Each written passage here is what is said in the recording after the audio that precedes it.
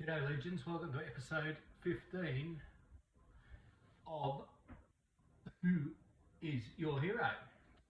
This one, it came up as a bit of banter because quite lately I don't know whether it's the medication I'm on or whatever, but I'm not sleeping that well. But I've been having these weird ass dreams, and I thought I'd share it with you. It's if you ever had dreams where you're late for a big game, and I've got sort of a big game. My dreams are going back to football. Boots missing, Guernsey you left at home, coach ready to roast you alive. Turns out, when you wake up, it's not about footy. It's about life. Showing up, being ready, and owning your moment, I suppose. Before the siren blows. It's really weird. It's new Who is Your Hero podcast. It's raw, it's funny. You can find all the prior episodes on www.whoisyourhero.com.au. There's a pretty well updated Facebook page at Who is Your Hero at Facebook. And what you find is no filters, no fluff, no capes. It's just courage. We're trying to do a podcast that's real, interview people.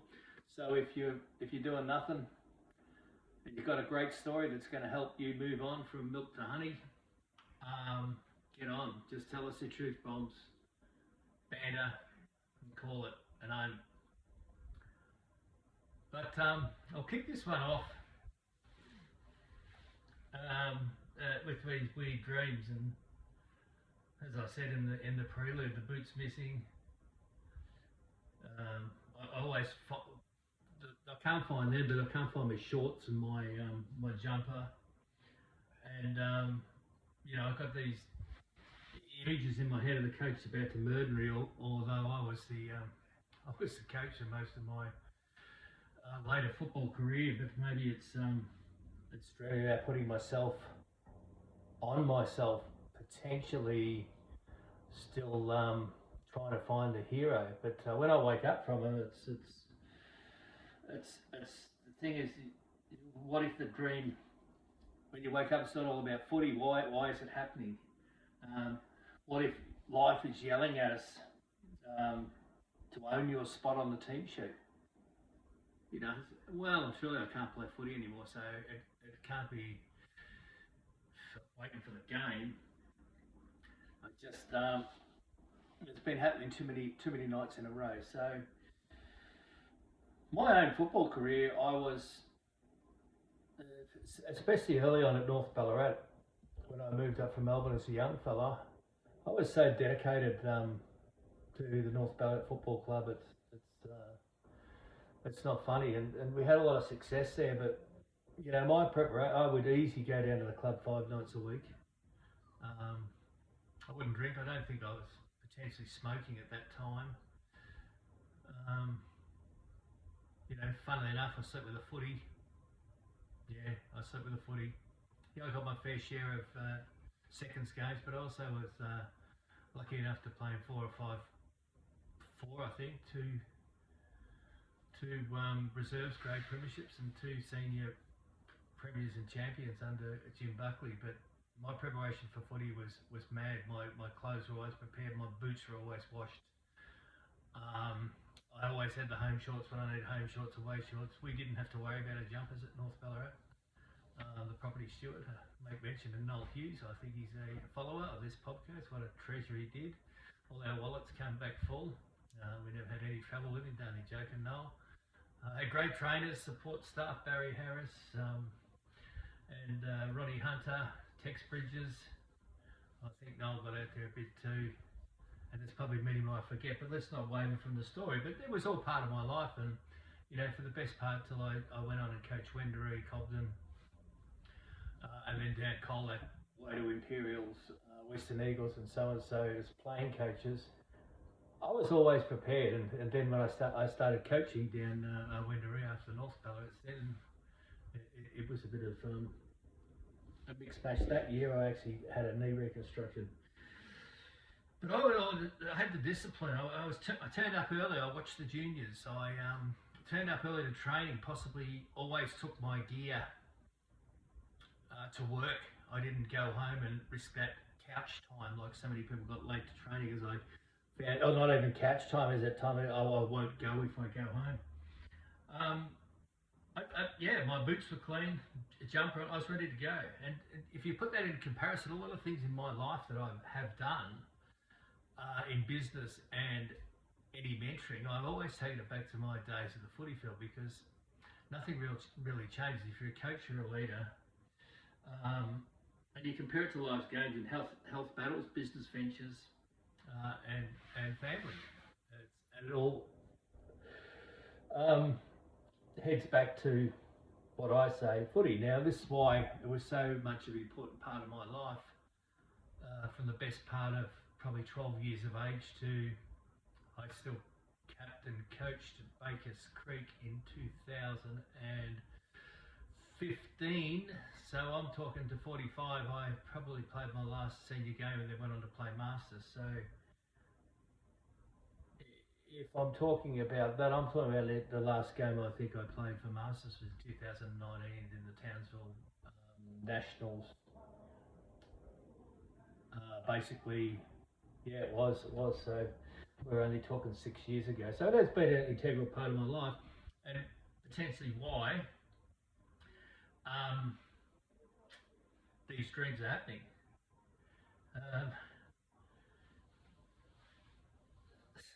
Dreams aren't just about missing the games. I think when I open it up, I think maybe it's something maybe to do with unprepared for what really matters. I mean, I mentioned in the podcast the other day that I was reading in the Townsville. I was talking to James Greenshields about it. It's about a kidney transplant list, and now I'm on it. Mine aren't functioning as I'm on dialysis and PD. But if you're on the transplant list and the matches, and if you're in the right location and you're not, and you're fit and doing all you're told, you can get a kidney. They don't say you've got to be at hospital within 4 hours or be here, blah blah blah blah blah. Is that what the dream's about? I don't know. Am I, as spoken to James, am I still in a space where I'm not quite there yet, and there's a little bit more that I've got to do to get on the team sheet? Maybe. I've got an important week coming up with PD training that I can administer my own home. I don't know what PD stands for, but it's home dialysis, where it's not basically hooked into your chest here. I've got a new line down in my tummy. That's saying, is it the anxiety of that coming at me? It's quite confusing. I don't know, and I'm not too worried about it. It's just part of the journey. And I was just interested if any of the other listeners potentially could be feeling or having dreams similar to that. And I'd love to hear from you. And if you'd like to come on and tell your story, go to the www.whoisyourhero.com webpage. And on the front page is a little button that says Start Your Journey. Flick us an email on that, or you can go onto the Facebook page and DM us like a few people have done in the past. So it's www.whoisyourhero.com.au. You get all the latest podcasts on there, a few of my posts, some blogs, and just some little funny sayings. And on that thing there, I'll endeavour to update it, and you can meet your hosts. And I've got some new hosts coming on board and some new permanent shows. So let's break it up a little bit then, and we'll go into the psychology of the dream. I'm not a psychologist, but I'm just an average fella that is on the end of a microphone after a kidney failure. So is the missing gear? I say that and laugh because I'm having a ball doing this, and funnily enough, the idea is gaining traction with downloads and people listening in, and I believe I don't edit it, I don't cut it, I don't paste it, and I'm not that political correct, and I don't give a rat's ass if I don't do anything to offend anyone because I hate bullies anyway, but just the life's too precious. But so we'll go to the missing gear for the first part. Now, if you're missing stuff,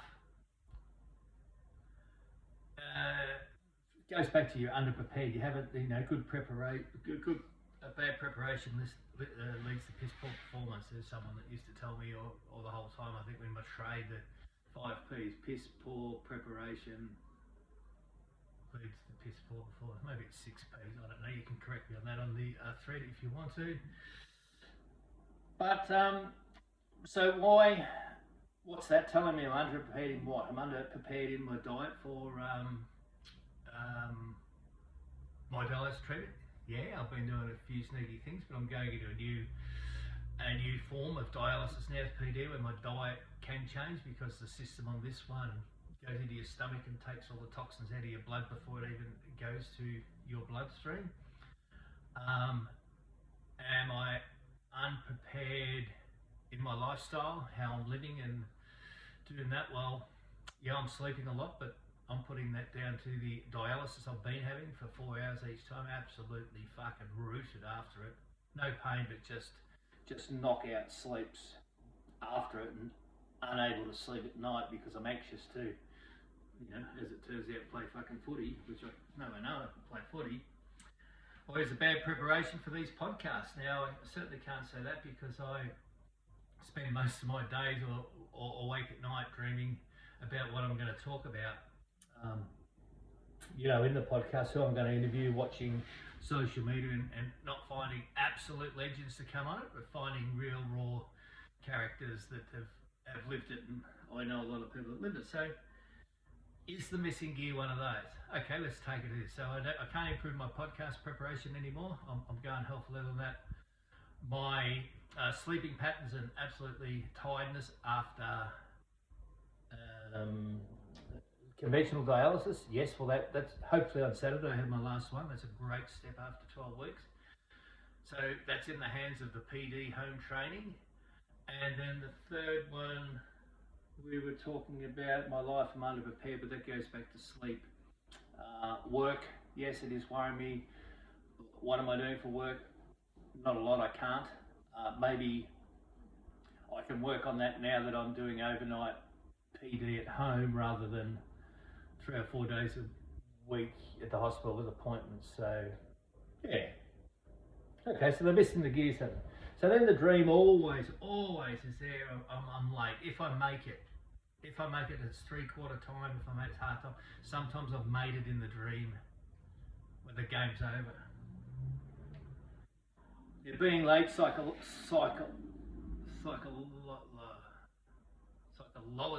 can't even say the word. That's how well I'm going. I've forgotten how to say it with those bloody steroid drugs I'm in.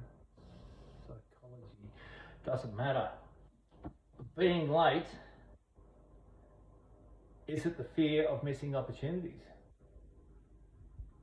I remember back in the day, I would do anything to play Saturday and Sunday footy. I would do anything to get training. I would get anxious if it looked like I was being held up, somewhere out at Dalesford or Bendigo. I don't know where I was, Trentham, when I was the cabinet maker, doing pre-apprenticeship when I started at North Ballarat. If I was going to be late for training, I was going to miss something or miss out. When I coached, I left work at lunchtime to prepare for coaching stuff, for game days. As I said, I was there for the juniors. So is this being late the scare factor from footy, saying that I'm missing out on opportunities? Now let's bring that to where I am now. I'm never late. I'm actually, if you ask my nurses and down in North Ward and the hospital, I'd sit in the waiting room rather than be rushing in to get a chair. Saturday was beautiful. Snuck in early. Roy, the awesome nurse, got me on the filter, or what Whitey actually calls it as the ex-wife. And I was out by 10:30. So I was never a late person, but is this trying to do it and missing opportunities? I got no idea. Being late, I'm always late in this dream, and then that leads into missing the game. And missing the game is the identity, what you did. Are you questioning who you are because you were always on time? Is this saying, is it testing me saying I want to give up or anything like. I don't know. It's identity. Is it belonging? Is it the pressure of what I'm going through now? Why football keeps coming up? You know, and then is the not being able to play sending me a message that look after yourself, because I suppose you could dialysis. It's like sitting on the beach some days when I'm in there waiting for a run or waiting for the coach to say you're right. My turn again. Play on.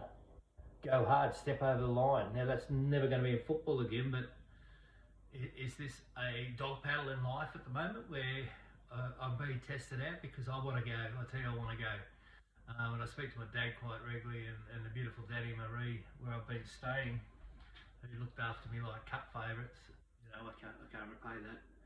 But they're always saying, just remember, Buzz, you've had something serious to you have, and time heals. So that, I'm like a dog on heat.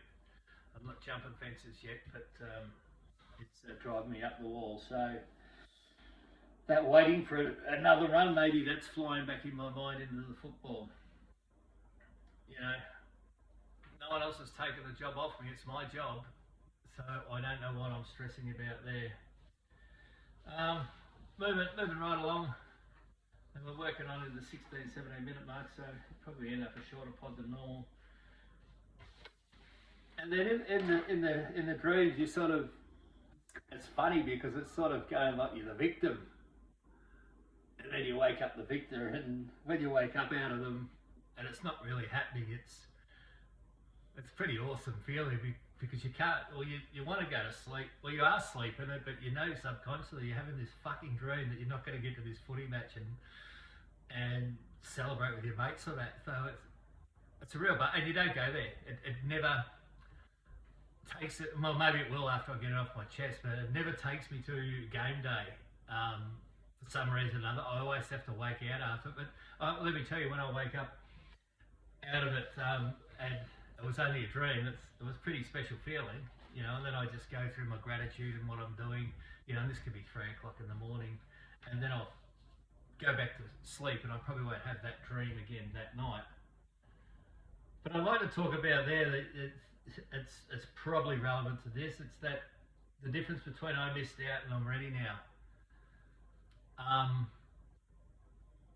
Maybe I'm having the dream, and the psychological part of this is missing me out of the game. I don't know, but maybe I'm not ready to play on yet, which resounds with me because there's no way knowing I'm ready to play on. I'm 12 weeks in.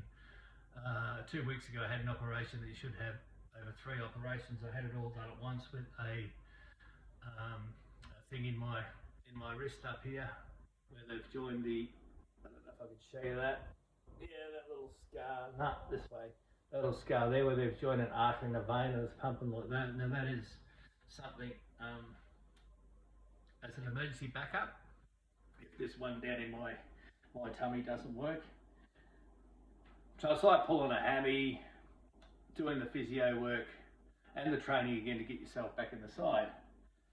And maybe I'm not quite there to say I'm ready now, hence why these dreams might they might change into some else scenario, being late for work or something, but I don't know. So that's a mindset, but that's a mindset as going, I missed out. I'll never say I missed out, even through this kidney thing. I didn't miss out. I got a lease of life, as I spoke willingly to James Greenshields only 2 or 3 days ago, and we talked about a dinner we had probably 3 to 4 years ago when he told me that, you know, he got blown up, and man, that was an intense. That was like, we were impossible having Thai, but we're just like eating, looking at each other. And when he said that the mindset of when he got blown up, most of his family friends back home were saying he could have died, and his wife Kirsty said he's alive, he made it. And as James said, there's a mirage of different things behind that, but that led to Kirsty's mindset that improved James. So I'm going off a bit there, but it's back to those positive mindset things. Now, I'm in a renal ward as I was saying, I'll keep. I shouldn't be there, but I am. I can't listen to the song Shannon Noll sung "What About Me" because I missed out and it wasn't my turn or whatever the words go. It's not what I am. I'm in a rental war with people that are well older than me. Unfortunately, 90% Indigenous, and a lot of them have accepted that that's all they're going to do. Well, I still honestly believe my kidneys are going to go. So my mindset of, so it resonates what James says, or I missed out, or am I ready to move? Am I ready now? Is the same thing. It's we use an old adage, glass half full or glass half empty. But and then you think of the what ifs. What if it didn't happen to me? What if I didn't end up in Townsville? What if I didn't leave Airlie Beach? What if COVID didn't happen? Those what ifs there are there to cheer you up.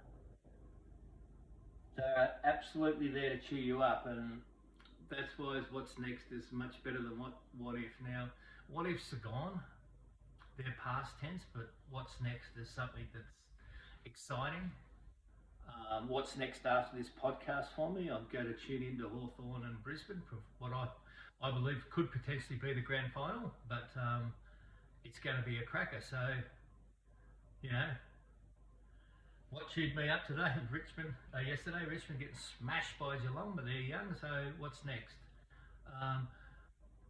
What if I stayed on dialysis 4 days a week pumping up? What if? Well, I don't need to worry about that. It's gone. What's next? I'm going to PD, so I've got to make a success of that. And that's how you transition and reframe those dreams into a daily perception.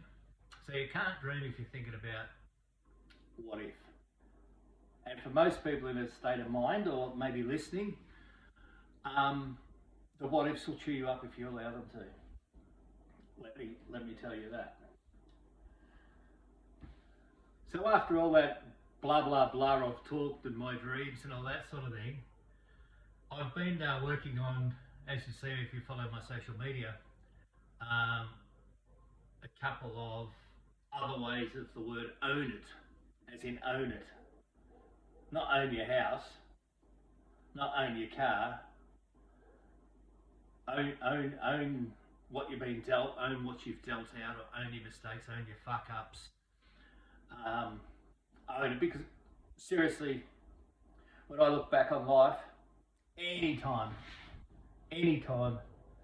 that I've felt shit or gone to go back on the mother's tit, as I've been doing in my social media today, which I'll explain a little bit more, as milk versus honey. If I look back and own everything I've done, I caused it. Not maliciously causing something to do something really naughty to hurt someone. I just probably hurt myself with shame most of the time. So on this podcast, I'm going to break it down in the own it word in a different type of manner. So you could look at own. You take O for example, and one of the biggest thing you've got to when you're in a state of mind that's not feeling the best and searching for that inner hero again. The O to me represents others don't define you. Others can give you opinions if you ask, give you support, but others, for O, don't define you. So you can use this as a tool. Right? Have it written on your bloody palm of your hand if you want, like the footballers put the tape. Have it written at the top of your diary. O is others don't define you. W, work on yourself daily. Now, when I go back to the 4 pillars that I talked about, your health, your worth, your why and your wealth, I asked you to do something there. If your health's good, that's great. Check it on that, best thing you can do. If you're feeling a little bit unworthy, do something that makes you feel worthy every day until you get on top of the worth. Once you're worthy, you're why. So work on yourself daily. It could be 10 minutes of gratitude. It could be 10 minutes of reading. It could be 10 minutes of discovery, training.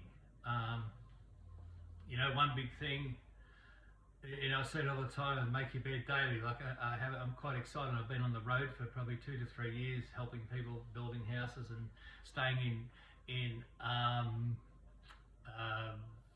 rooftop tents or couch surfing at mates' places. And the last 12 weeks, getting sick, I had a beautiful bed, breakfast, dinner at Danny and Marie's. I made my bed every morning. That was my work on myself. Even if I went back and laid in it again during the day, I fixed it up and then went to bed with a nice bed. And I had a comfortable home, and now I'm on another stage that's quite strange at 57, where me and Roxy are in our new digs and, you know, walking into a prepared bed. She's just listening over there. Look at her. There she is. Hey, you like the rocks? Yeah, good on you. It's it. So work on yourself daily. It could be anything. It could be your diet. It could be whatever you like. So we've got O and we've got W. And then in the end of own, it's never wait for permission. Forgiveness before permission. Because if you wait for permission in this world to do everything you want to do, you're not going to do it. You're going to be back in the what if I didn't ask for permission. You know, it's so much easier to ask for forgiveness than ask for or beg for permission, because forgiveness is owning stuff. And most times of the 10, when you don't wait for permission, it works. You know, it might test the laws and the boundary or the rules of how we should live as Australians mightn't quite fit into it. But if you're not hurting anyone and you're stretching the rules, don't hesitate. Don't ask for permission to do anything. Ask for forgiveness if you fuck it up. And forgiveness and own it, they're bloody close. Not in spelling, but in meaning. So that's OWN. So then I go to I. Invest in your health and your wealth and your why. In fact, I'll change it around. Invest in your health, your why, and then your wealth. Once again, a wealth, I'm not talking money. I was talking to James again the other day, and I'll bring it up. I was talking to him about, I'm doing it as hard as I've done it before on available funds to keep doing what I know. But being looked after by people because of what I'm giving is allowing enough for me to survive. Some weeks aren't that good, some weeks are good. You know, I don't like begging it out. I'm starting to do talks around Townsville youth and Indigenous things and mobs and teams, and hopefully I can bring this into football clubs next season. But locally, when I don't have to fly or travel, I'm not charging the clubs a fee for anything. I've got a GoFundMe page going, and it's almost like the restaurant without the price on the menu, where you have a meal, you eat it, you enjoy the company, and you pay what you think it's worth. Well, let me tell you, this is what I'm doing. I never want to monetize this. For the fact that if I chase money out of a podcast or a web page or merch and all that, I'm getting off my why. I'm not doing this for cash, but you need cash to live. So all my talks, all this stuff is basically a GoFundMe page, which isn't cracking any odds, but that's all I'm good at. That's my wealth. My wealth is getting on this microphone and talking to you people. And you know, I feel I'm getting better and more confident as I go, and I'm getting. I know I'm winning this battle, because I'm getting listeners that are messaging me saying, "Thank you, you're empowering. Please keep up the good work. Keep doing it. You know, you should be worried about yourself." Yeah, I'm worried about myself. I'm actually shitting myself about my kidneys, but why worry about it? It's in the hands of the beholder, and you know. That's what I do. So let's spin it back to the tribe versus system. Oh, hang on, we haven't finished yet. So invest in your health, and T, I've owned it, of T, take the bloody shot. I'm not talking about the sniper liner. Take the shot. Take the shot at goal. Take the shot here. Someone asks you to do something. Take the shot. Don't think, oh, can I, can't I? You get a phone call, can you help me? Take the shot. Because the worst thing is you have to say, I can't do it. You'll own it. You'll own the problem if you fuck it up, but take the shot every time. So remember that. O, others don't define you. W, work on yourself daily. N, never wait for permission. I, invest in your health, worth, Y, and wealth, and T, take the bloody shot. My two favourites are NT. Never wait for permission and take the bloody shot. Because if you back yourself, you'll spin back to the tribe versus system angle that most people asking for permission and not taking the shot are being mothered back onto milk. I'm not going to go into this a lot. I've put a little stuff up on my social media about back onto milk, but you need to taste that honey again. Find your own inner hero. You know, I've been back and forth to my parents for years. I've just spent 12 weeks with my best mate and his wife. It's like going back and getting comfortable in being looked after, but that sucks. That sucks. You can go back on the milk for a little while, but most blokes right now are wanting that people who care for them and love them and fall into that trap, and really that's the feminine side of you. And I'm not doing that as a bigamist, is a word, I don't know, I'm a misogynist or whatever. The fact is, fucking harden up. Own it. Because if you're back at your mum and dad's, or you're back somewhere, or you're doing something, you've done something to create that. So it's not an excuse. It can be a resting place for a while. But think about what you've done, own it. You've got to prep your own gear. That might be, my dreams are about footy. I can't prep my own footy gear if I haven't fucking got any. But you know what I can prepare? I can prepare my pills at Kate's Chemist and my Webster packs. I can prepare my bandages that I need to do. I can prepare my proper food for a week. I can make sure I've got enough fruit. I can prep my washing.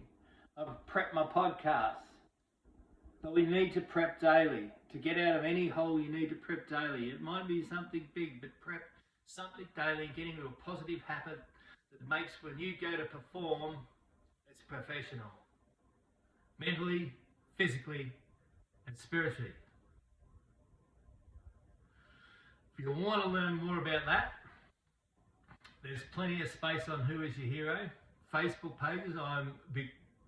Because I'm sitting either with something going through my heart, or double tube, or something going through my stomach from multiple times in the day at the minute, I'm always posting, I'm always trying to get the chat going, but what I really want is, I don't want to be talking here by myself. I want people, you know, I opened the podcast up tonight, and I know there's people listening because I can see it on my screen live, but the fact is, I want your story. I want to sit down like I did with James, like I did with Gypsy now and then. You know, I sent him an invite to talk to me tonight. Wait till I see him again. I'll kick him fair up the old clacker. I want you to share your stories. I want to hear your own resilience, if resilience is the word. I want to build a tribe. And Fat Income, your story, as silly as it might think in your eyes, it can do two things. It can inspire another person, but it's amazing when you get the opportunity to speak to a microphone with no people around you and tell them how you feel. It's absolutely an incredible feeling. So whilst I'm inspiring others to be their hero, every time I get on this microphone and I tell more stories about, for tonight's been about a dream, I feel better. I don't know why, it's a release of energy. It's like when I remember in my younger days, I used to write. I wrote a beautiful poem for my brother that I posted up. It's been 4 years. You right there, Ox? You hungry? Oh, yeah. Yeah. Good girl. It's been 4 years since he's passed away, so I rehashed the poem and posted today if you want a nice read. So wrapping it up, 35 minutes, I'm happy with that. It's a Sunday night. I've got to get going to the footy too, because that's what's next for me. Had a couple of $2 multis on it and see how I go. Keep the dream alive. But so next time you dream that you left your boots at home, don't panic. Just wake up lace up and get your ass on the field of life. Now I'm relating it back to footy, but there'd be some people out there listening that were good cricketers, good bike riders, good whatever. Older fellas that retire, younger people that want to do something like what's next. Don't panic on these dreams. Wake yourself up. Think about why it might be happening. What are you unprepared? What's coming up? What are you unprepared for? Because I think the signal of being late or not playing footy, for me, is teaching me that although the footy's finished, it's long gone of kicking, every day is game day. Every day is game day, and that's the message of the football dreams, I think, and I can believe what I want to believe, and the perception of what you want to believe, and you believe it, because dreams are belief and belief is hope. No one's coming to save you. You have to do this yourself. And it's an incredible feeling. You go back on the milk and people turn up for you. Because I owned my problems, and people are saying, oh, your kidneys have collapsed. Well, I can say I was unlucky at my age I am, but the fact is, I punished my body.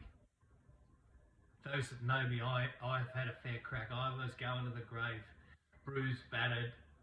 There's that old saying, fly into the grave, bruised and battered, saying to yourself on the way through and the people at your funeral, what a hell of a fucking ride. So when I look back at why my kidneys stuffed at the moment, I own it. I treated them like a bag of shit. I didn't go to the doctor. I didn't get blood tests. I didn't know anything there. You know, if one what if I'll bring up. If I had have gone to the doctor when I felt the first symptoms of tiredness, not old age, that some 12 months ago, I wouldn't be on dialysis. But that's a what if. I cannot go there. I didn't fucking do it. What's next? Well, I've got the whole world of it, and I've never felt more healthier, more better than I have now. But I've got tubes in me. That's the next thing I'm going to beat. And I tell you, I'll beat it. Own it. Step up. Run on. And one day you'll come to me, or post, or tell someone. You won't be asking yourself who is your hero, because you'll have found your hero again. You'll be asking others who is your hero. So if you're on board with this, if you enjoyed it, go to www.whoisyourhero.com.au. You can start your journey there. You can meet your hosts. You can find all the podcasts from 14 down to 1. It's quite an incredible journey to listen to the shit.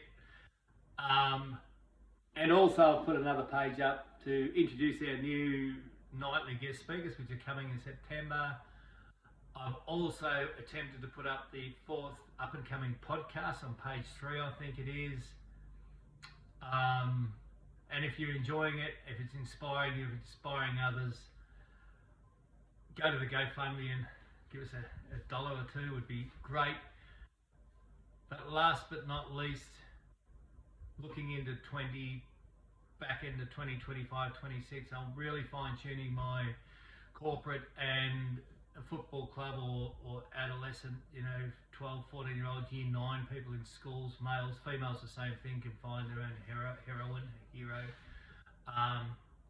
Heroes for a guy and a girl. There's no fucking LBGFT in this hero sort of stuff.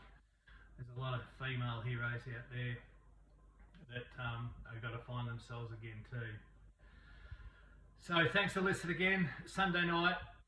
Hopefully next time you'll hear from me is a podcast that's back down to episode 12 that I haven't done with Gypsy, which is an interesting one. I don't even know what it's about.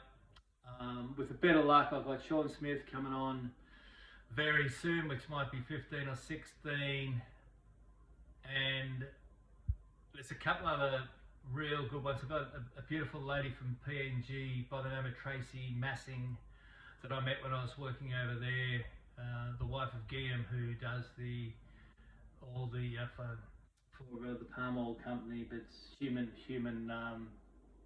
affairs and relations, and the teaching and the infrastructure and the ecosystems, the money management, house buying, what she's teaching her national people is quite incredible in Papua New Guinea, with limited resources but a massive why. That show's coming up. I'm going to get some random mates that I'm going to ring up hopefully in the next few weeks as I'm going, or be able to travel down there with my bags of glucose and my taps and my coat hangers, or whatever you've got to call them. But thanks again for listening. This is Who Is Your Hero. There's no bullshit here. There's no edits. There's no nothing. I get off the microphone. I download the podcast I'm doing right now and I publish it. And love to hear from you. I want more stories. But you're incredible, you people. You keep listening. Tell others. If you know someone's feeling a bit down in the dumps, just tell them to own it, and let's get going. That's my t-shirt. Let's effing go. Thank you very, very much. Have a beautiful evening, and enjoy the football.